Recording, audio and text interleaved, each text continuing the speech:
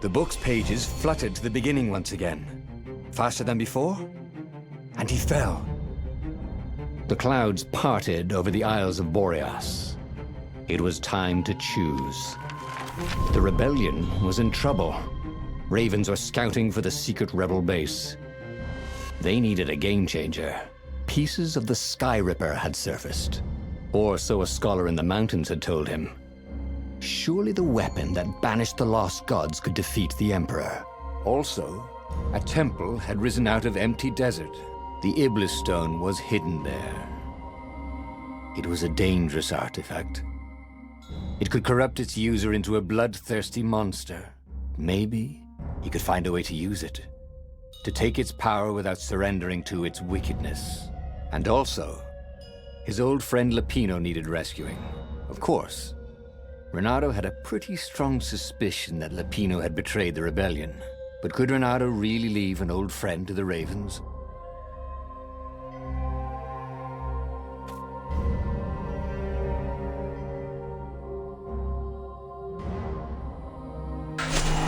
The island was windswept desert. No one went there except ostriches and ostrich hunters. The Iblis stone. It would whisper promises in his ear, offer him power for blood. But this time, Renato was sure he could master it. And so, Renato went ostrich hunting.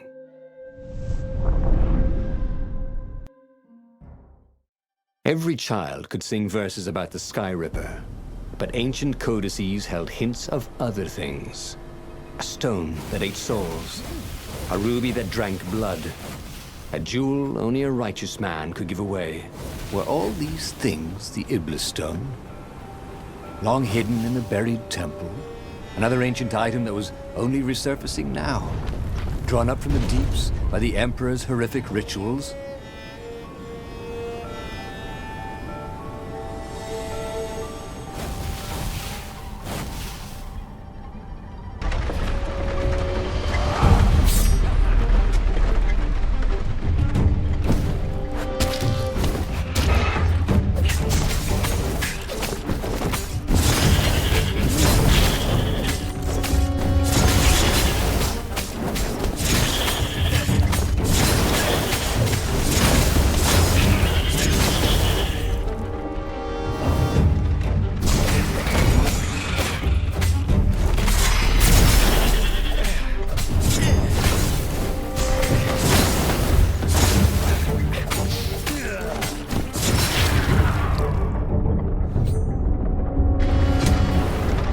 Ravens were already here, cawing in frustration.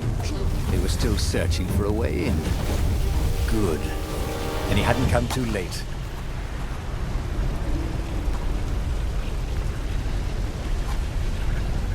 That come in handy in a pinch.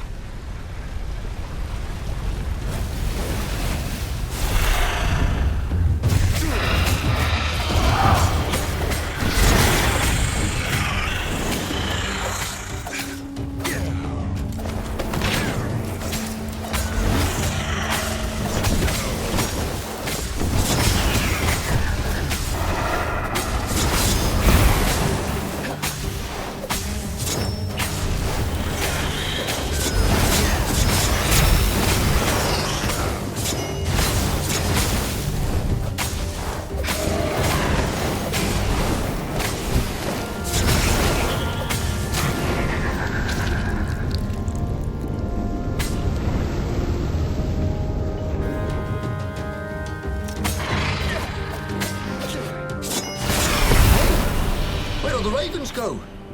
The live ones, I mean.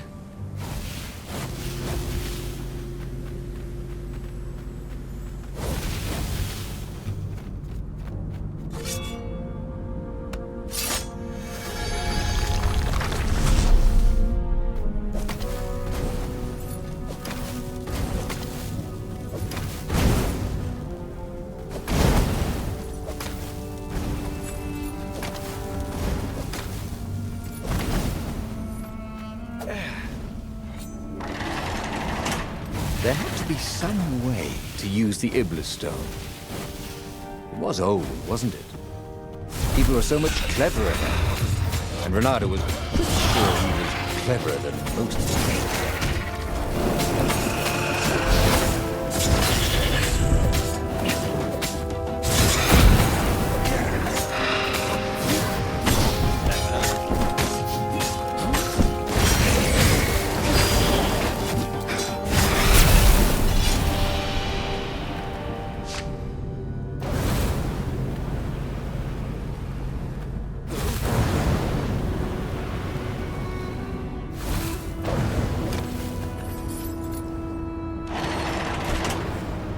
The Ravens at least could not get past this point. Obviously, the temple builders knew how to deal with tomb raiders.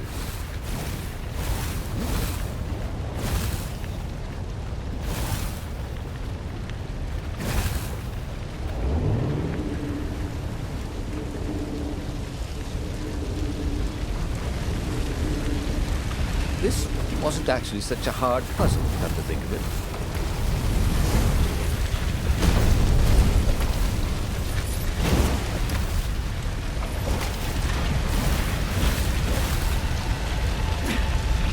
It was a stone of the purest blackness.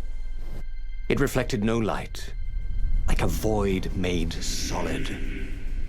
Nervous, he picked it up. I can make you mighty. Who said that? Give me blood. It was the stone, eager, thirsty. Kill the Emperor's daughter.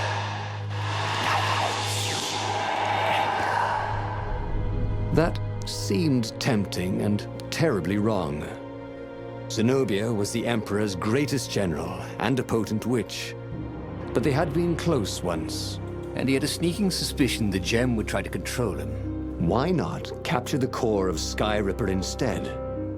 It was the eye of a lost god torn out by the Transcendent Emperor to power his greatest weapon. Not the core, said the stone anxiously. But even though Renato knew how evil the gem was, he had a clever plan for dealing with it.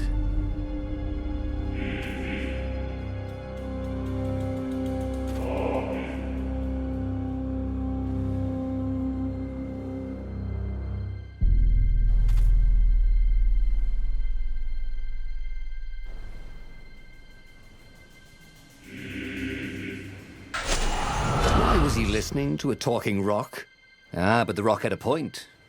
If the stone could truly turn him into a powerful warrior, he could defeat the Emperor with the very weapon the wicked old toad had sought for himself.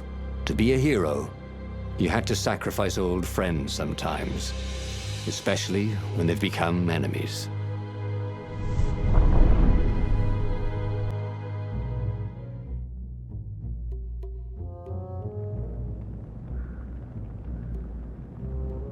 As he placed the impossibly black crystal in his gauntlet, Renato had a sudden vision.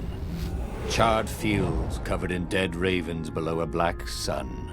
Was it the time of the lost gods before the Transcendent Emperor?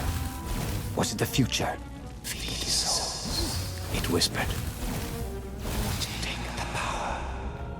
He could feel the stone's hunger for souls, its thirst for blood. All right, I get it. This was going to be interesting.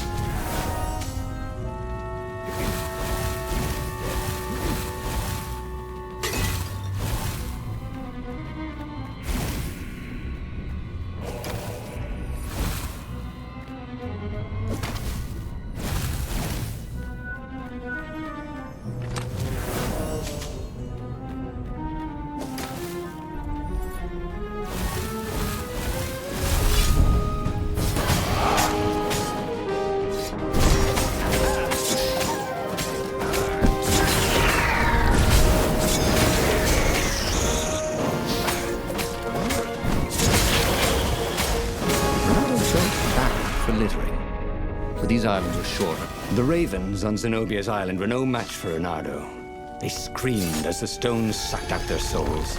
And with each death, he felt stronger. Take the power, the stone told him.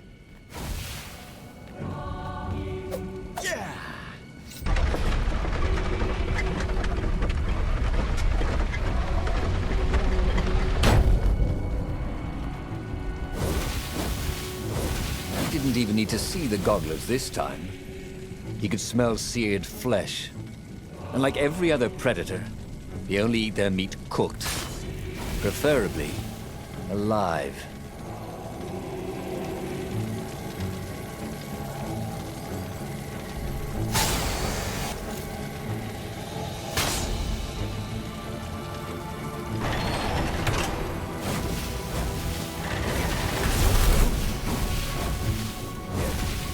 Zenobia was waiting for Reynardo.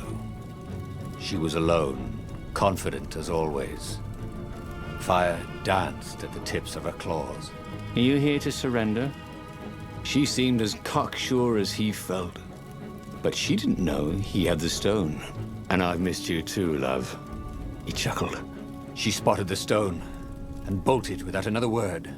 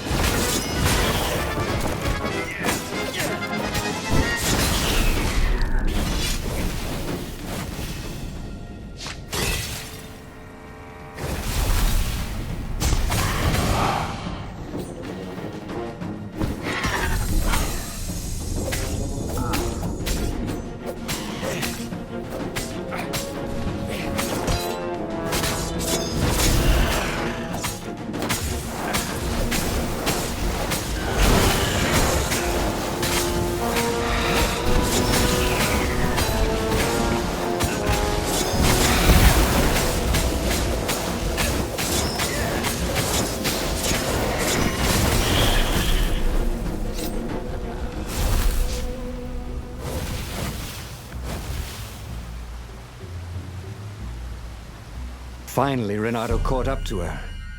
He had never seen her scared before.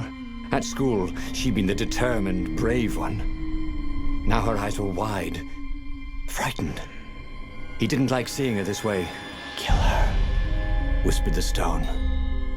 You cannot win your rebellion without it. Please. No, said Zenobia. Not that way. Oh, they had been so close once. Could he really feed her soul to his demonic gem? But if he spared her, he would not get the full power of the stone. Oh, how could he be the hero he wanted to be? With a flick of his wrist, he slashed Zenobia's throat. Her eyes widened even more. And then the light went out of them. Reynardo felt amazing. Power was rushing into him like water from a burst dam. Oh, such brilliance, exulted the Iblis stone. Tasty. He felt a bit bad about killing her. He was pretty sure she still loved him. But needs must when the devil drives. Reynardo returned to the Farfarer and set a course for the Nexus. The Empire had a communication outpost there. He could call the Emperor directly. It was time to seize the outpost and let the Emperor know what he had done.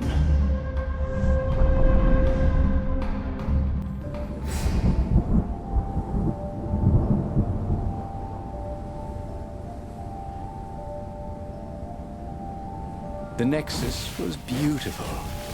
He'd never realized how beautiful. Everything glowed. The wind was so sweet. The sun so soft. The stones so warm. Black rain feathers. Black feathers. Suddenly, his eyes are filled with them. He's falling through smoke, under a dead sun. A voice calls him home. Is this a vision? Whose? Is this the time of the lost gods? Or the future? No matter. What mattered now was killing his way to the Imperial outpost and challenging the Emperor from there.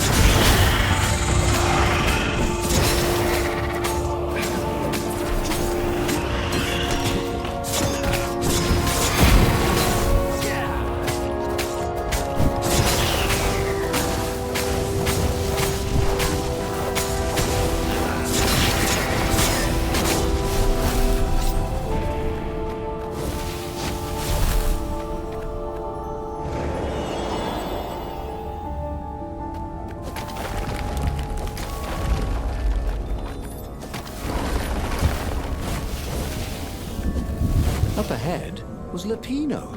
What was he doing here? Bernardo! Hey, buddy! Hey there, old buddy! Please don't kill me! Why would I kill you? Asked Bernardo, although he had been thinking about it. Well, you've become... look, I mean, no disrespect at all here. Kind of evil? Maybe you should, I don't know, go to the mountains to have a think? See if maybe you're sure the stone is not all that healthy a thing to keep? I suppose you wanted, Bernardo said, and poked Lapino in the chest for emphasis. Oh, had he just killed Lapino? Oh, damn it.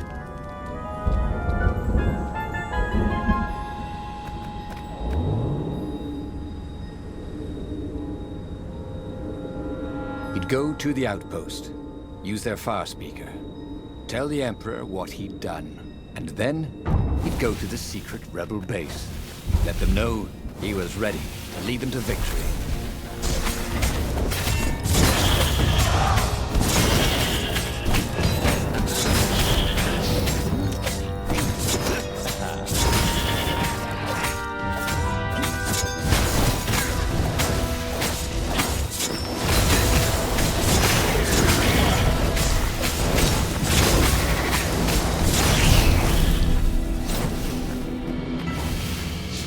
Bernardo rampaged through the Imperial outpost like a water buffalo rampaging. At the last moment, he remembered not to kill the far speaker toad. After all, he wanted a word with the Emperor. But there was only silence. The Emperor was scared, like little girl. Well, he would gather the rebel army and slaughter the Imperial fleet. Applauded the Iblistone. Tremendous. Then the Emperor would have to answer his far speaker, wouldn't he? Who are you? Asked a distant voice that sounded uncomfortably like Zenobia. What have you become? The mountains. Go to the mountains, urged another that sounded a bit like Lapino.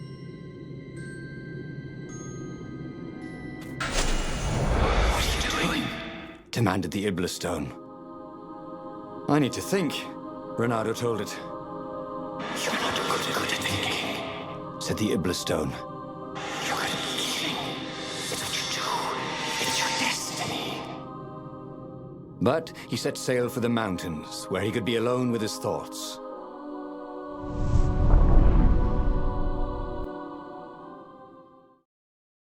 Why were there Raven Scouts here in the empty mountains? Was there nowhere he could find peace and quiet? There were other ravens here too. Shadowy ones, transparent, lining the path. Ghosts. They cawed as he passed, but they didn't try to stop him. Spectators, Had he really killed that many ravens?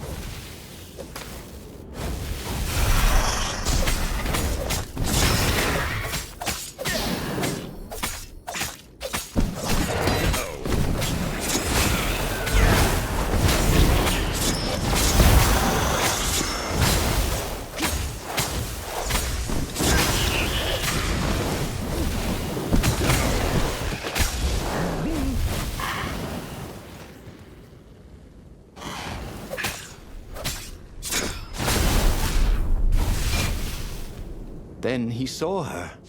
Zenobia. She was a ghost too. She ran off when she saw him. How could a ghost be afraid? He followed her. He had to.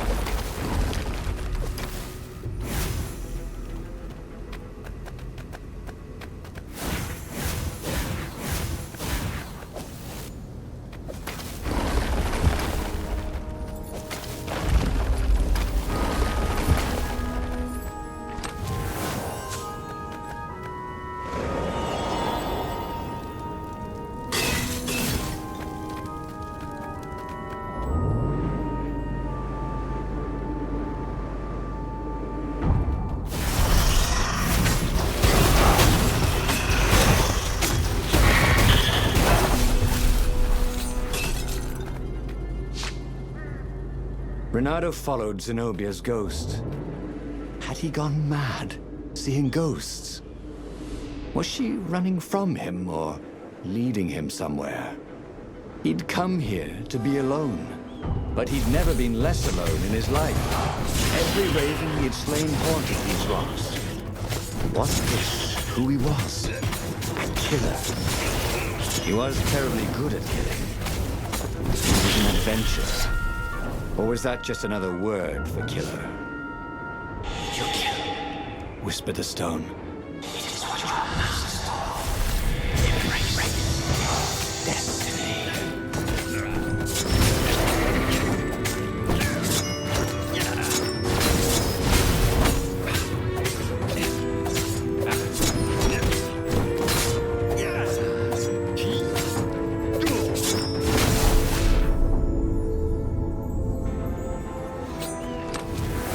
There was a cat in this one, and something useful.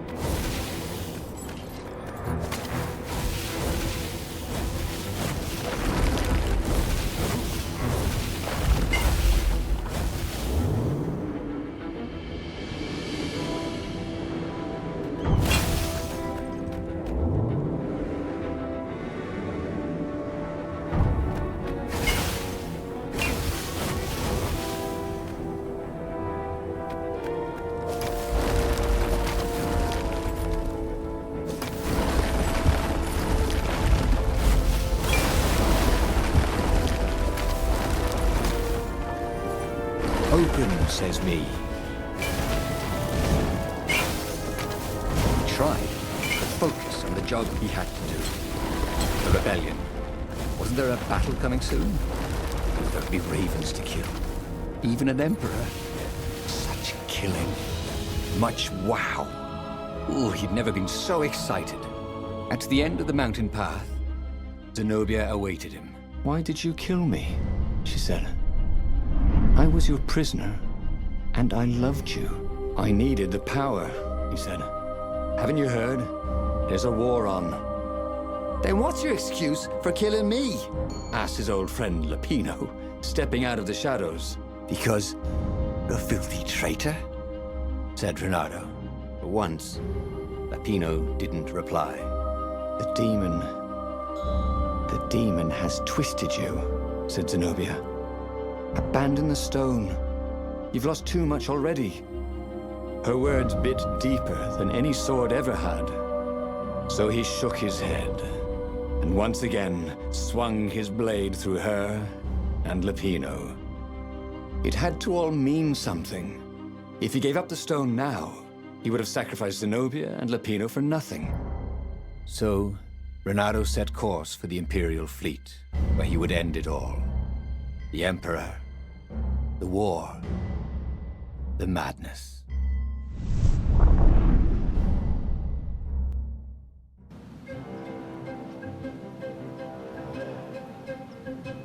Renato boarded an Imperial ship. No one could stop him slashing his way towards the Emperor. Yes, that was right. To give up now would be to lose everything for nothing. But if he could liberate the land from the Mad Emperor, then he could give up the stone in peace. And those were absolutely his own thoughts, not the stone manipulating him, right? Exalting the stone. History today. He could hear a tiny voice within him.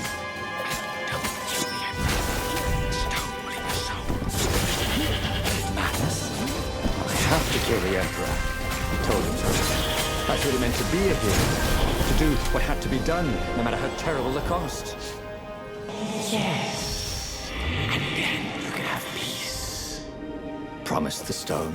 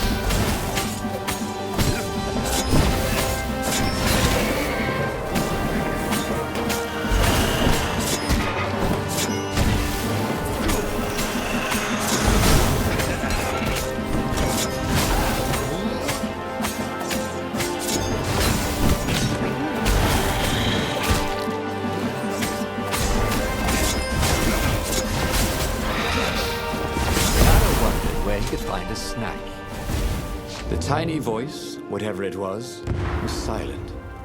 He couldn't see ghosts around him, but he could feel them. If he gave up now, they would be angry. They would have all died for nothing. Who could give up this kind of power? Could anyone? Oh, he was just a fox with a talent for swordplay. How had this burden come to him? The Emperor offered the sword.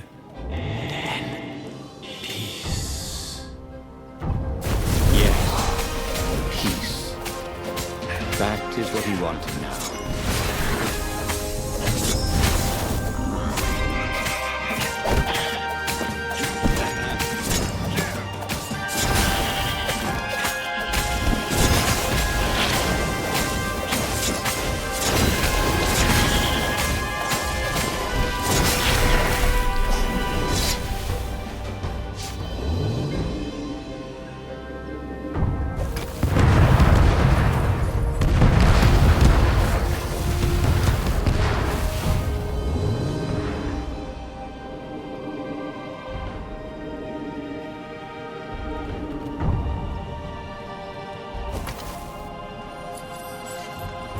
Soon he'd confront the Emperor. Again. This time, he'd make an end of him. He'd screwed up last time, but he had a good feeling about this time.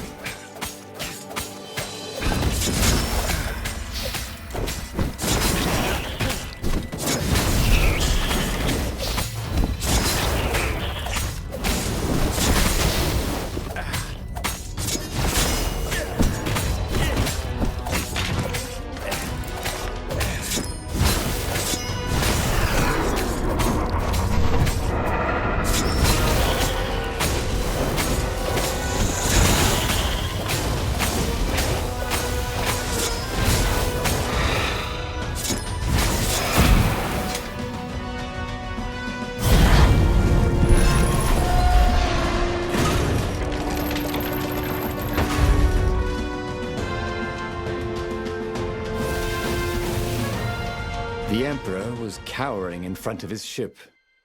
No, please don't kill me. Croaked Emperor Isengrim III. Here, take the crown.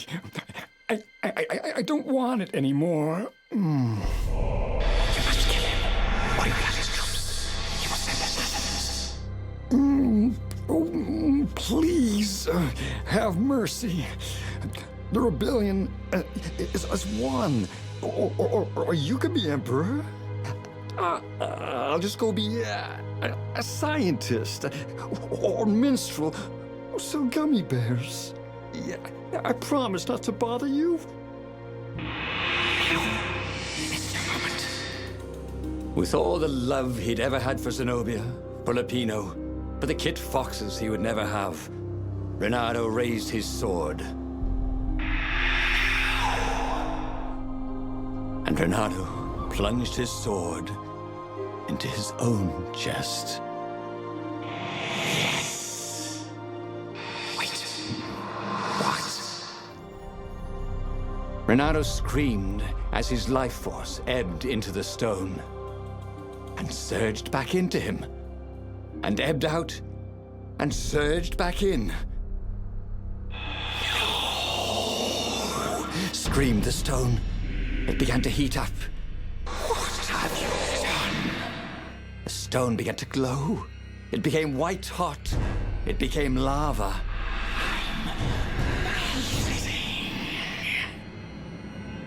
Nice knowing you, said Renato, as the lava ran like butter. And he died. He should go back to some of the choices he'd faced before. Maybe there were new paths that had opened up, like those doors he was opening up all over the map that took him to new treasures and around his enemies. And he hadn't learned anything new this time. He'd done the same thing twice, yet expected a different outcome.